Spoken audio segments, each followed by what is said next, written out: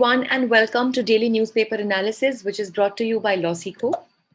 Today, we will discuss three articles. The first article is from the Hindu newspaper, which is titled as Adverse Changes Federalism Imperiled. This question or this article questions the Indian federalism or the system of Indian federalism as to what turns and shape it has taken today and what kind of federalism are we really into. The second article is from the Indian Express, which is titled as The Restrictions on Government Servants Before and After Retirement. So, as the name itself is giving a very clear idea, this talks about a few changes and amendments that have taken place in the CCS rules, pension rules. We will discuss them in this article. And thirdly, how to restart schools, which again has been taken from the Indian Express. So this again points out to the fact that after this pandemic has been sought over and after the lockdown period is done, we need to restart the schooling education as it has been halted very badly due to the COVID-19 pandemic. And how can that be done has been discussed in this article. Please note that for the News in Flash column, now we have a separate complete video on the News in Flash, which is available on YouTube. That is LawSikho Judiciary Prep channel, as well as LawSikho CLAT Prep channel. So if you wish to connect with the News in Flash column, which has become more exhaustive and elaborative, you can definitely go and subscribe to those channels. The initiative has already started. So let me introduce you to let me introduce myself to you. My name is Sheva Khan, and I am presenting this newspaper analysis to you. I am a law graduate and had completed my law degree in the year 2019. I have been the batch gold medalist, and I have also been a national debater and a public speaker. Here at LawSikho, I'm working as current affairs expert and manager for free content and outreach. If you wish to connect with me, you can always find me on my Twitter as well as LinkedIn handles. Both the links are available in the description. Let's see what is the multiple choice question from yesterday's discussion. The United Nations has declared DASH as the International Year for Elimination of Child Labor. Your options are 2020, 2021, 2023, or 2025. If you know the answer, you can put it down in the comment section below. This is the descriptive question for the day. How can we say that Indian federalism is a quasi-federalism? You can write down your answer in a word limit of maximum 250 to 300 words. Let's get started with the discussion of our day with the first article that talks about preserving the idea of plural India. So this article points out that Niti Aayog member for the health, that is Dr. Vinod Paul, has asserted that it was the lack of centralization that led to poor management of COVID-19 vaccination drive. Now, here we need to, of course, understand that because of the lethargy and the pendency of the vaccination drives that has actually been surfaced in the country, a lot of blame game definitely is being played nowadays, where the states are blaming the center is blaming the states, and so on and so forth. So with the recent new thing, though we cannot really call it as just a blame, but yes, this can be said as an analogy and a matter of understanding, wherein Dr. Vinod Paul has asserted that had we had better centralization in the country, we would have been able to manage the COVID-19 vaccination drive in a more effective manner. So let's understand about the growing centralization and if at all this centralization really was required or not in the first place. And secondly, has already not been there has already there not been a lot of instances where the centralization has been seen. And if you remember, just a few days ago we were discussing about almost a similar article wherein it was discussed that how the central powers, the central forces are trying to override, they're trying to surpass the states, and they're trying to make a move which ultimately or constitutionally should be the right of the states or the state governments, but the central government is either choosing to do that. So let's discuss about that also in this article. So if we talk about the growing centralization, so if in the time of post-independence era, the center was on several occasions had used its powers to dismiss or use the governor to intimidate democratically elected governments. Now here, as we know, that one of the provisions of the Indian Constitution is that the governors of the states shall be appointed by the center, that is the president at the center. Also, here is a fun fact. If you can think and understand and you can recall as to which country has been this provision been taken from, then definitely let us know. So, as we know that the governor of the states, they are appointed by the president, which means many a times it is also construed that governor is the agent of the central government. Though politically he is considered to be completely independent from the center, but still, as we know, that he holds the office till the pleasure of the president, which means that definitely there can be a good amount of control of the central government or the center on the governor. And that is why it was seen in the post independence era that in many occasions the central government or the central forces tried to use, and even we can say dismiss or misuse, the powers of the government to intimidate the democratically elected governments. So definitely when we have the state governments and then we also have the governors, so in a way the central government many a times tried to put over its own influence via using the channel of the governor on the state governments that were elected democratically in the states. Also, during the emergency, the education was shifted to concurrent list. Here we need to note that earlier education was a state subject, but during the emergency period of 1975, it was shifted to a concurrent subject. And all of us know that if at all there is any kind of dispute or there is a clash on any subject of the concurrent list between the center and the states, always and always the law made by the center prevails. And that is why it definitely gives sweeping powers to the central forces regarding the subjects that are there in the concurrent list. Next, if we talk about the resource allocation and the welfare interventions, so the shortfall of GST and center's lack of response to the demands for compensation by the state governments. Whenever we talk about the center state relations in our country, GST currently has become a topic which can never ever be neglected. As we know that after the GST was brought into the Indian system of taxation, the powers of the states to levy the taxes was taken away and was given to the center. But definitely it was done on a promise that proper allocation of these funds and revenue would be given to the states in the first place. And secondly, the states would also be compensated for the loss that they would have to face because of the GST regime. But very recently also there was great discussions about the competitive federalism that came over, wherein the states had to spend a lot to tackle and to cope up with the COVID pandemic, and thus they fell short of their funds. And in such situation, when they approached the center to give them the funds, because also their GST compensation fund was also lacking, and the center still had to pay those funds, the center had denied in the initial days, and rather center gave this option to the states that they can go to the outside world and borrow money for themselves, which definitely was outraged and was not accepted by the states. And ultimately, the central government agreed to borrow on behalf of the state governments. So here we can understand that the GST has definitely turned the tables, and instead of having a cooperative federalism, which definitely we should be having, rather, unfortunately, what we have been witnessing these days is the competitive federalism, which means that for the resources, for the limited resources, both the centers and the states are fighting with each other. Here, what another thing that we can see and notice also, that many a times the central government tends to favor the states wherein the political party is same as that of the center. For example, if we take the example for right now, so the government at the center is of BJP, and similarly, if there is BJP government in any other states, they are comparatively favored as against other governments which are not run by the BJP. For example, the very very famous example of Delhi, wherein the required amount of oxygen which was required by Delhi and it was actually sought by Delhi was not provided, and rather oxygen was provided in access to other states. But yet there can be definitely a link between the political parties as well. Maybe many times we did not come up front and say all these things, but definitely there has to be a link in this regard as well. Then the center has been encroaching into domains under state government through centrally sponsored schemes in sectors such as education and health.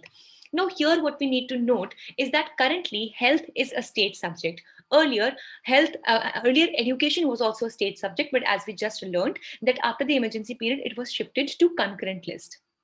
Now, in such situations, many a times to influence or to increase its influence, what center comes up are with the centrally sponsored schemes. So various kinds of schemes which will be implemented by the state, but the funds for these schemes will be sponsored by the center.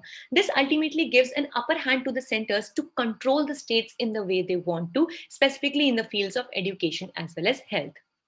That is why very recently the 15th Finance Commission also suggested that health as a subject should also be shifted to concurrent list, so that in the times of any pandemic or in times of any urgency or emergencies, such blame games cannot be played, and thus both the center and the states can come together and fight with any issue in consonance instead of fighting against each other. So the state and the capital relations are regarding the centralizing economic power in conjunction with political centralization. So we have exactly discussed the same thing with the example of GST and also with the example of political centralization, wherein I gave you the example of Delhi as well as BJP at the center. So if we talk about the recent instances or the incidences of growing centralization, so here we have had institutional transgression. By institutional transgression, we simply mean that something that is not under your jurisdiction, but still you try to get into it or intervene into it. So here there is a very appropriate doctrine of the constitutional law which comes to my mind is the doctrine of colorable legislation, wherein it is said that something that is not under your jurisdiction otherwise in the law, you cannot bring it just by changing words or playing smart with it. And that is why many a times the central government also, or maybe in this other situation, state governments also, they tend to do this. A very important example of this is the three farm laws that have been so much agitated now, and there's still the Protestant agitations are going on. So many people have claimed that actually, in the real sense and constitutionally speaking, the states were entitled to make laws on the subjects on which the parliament has made the laws, and that is why it can definitely be considered to be an outflow of the jurisdiction of parliament, and even as an incidence of colorable legislation as well. Then the use of executive and legislative aggression has taken place. The Income Tax Department, Enforcement Directorate, National Investigation Agency, etc., are being used to intimidate the opponents. Then the meddling with appointments of the vice chancellors in universities funded or run by the states. Then direct transfer to the beneficiaries bypassing the state government. Meeting with state secretaries and district collectors on the state issues, and socio-cultural foundation as well, wherein homogenization agenda of the BJP is taking place, wherein they are trying to control each and every state of the country, and the markers of regional identities and regional practices are interpreted as belonging to pan-Hindu tradition.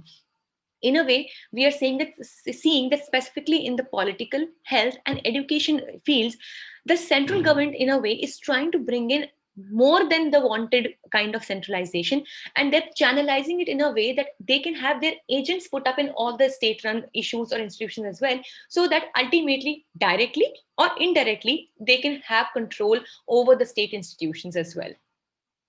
So here, there is a very beautiful line which has been mentioned in the article, that federalism is dependent on coalition and cultural diversity of the regions. If at all we do not have anything diverse, then what is the point of making it united? Exactly. So if everybody is same, then definitely there is no point of unity. The beauty of unity is when we have diversity, and that is why we should cherish this diversity in the rule of federalism, and thus we should make sure that there is collaboration and coordination, and there is cooperative federalism that we are witnessing instead of competitive federalism. With this, let's discuss the second article of the day, which talks about the restrictions of the government servants, which were there before and after their retirement. So recently, the center has amended its pension rules, putting new restrictions on officials of intelligence and security organizations after their retirement. So if we talk about the amendment, so the government has amended the CCS pension rules, which are the Central Civil Services Pension Rules 1972. So the officials retired from the certain intelligence and security established will not be allowed to write anything about their organization without permission. For example, it applies to the organizations such as IB, which is the Intelligence Bureau, RAW, Directorate of Revenue Intelligence, CBI, NCB, BSF, CRPF, ITBP, and CISF. I hope you know the full forms of all of these. Like, for example, the ITBP stands for Indo-Tibetan Border Police. CRPF stands for Central Reserve Police Force. BSF stands for Border Security Force. So all in all, the article or the idea is that the officials that belong to the intelligence and various security organizations of the country, like the CBI, NCB, ED, etc., the First Amendment says that they would not be allowed anything about their organization after the retirement without permission. For example, There was also a book, I am not able to recall the exact name of that book, but that was written by the two officials that had retired from RAW. So that book ultimately it had the potential to bring out a lot of information that might not be good for the public to know at all. And maybe it can be used as adverse to these intelligence institutions as well.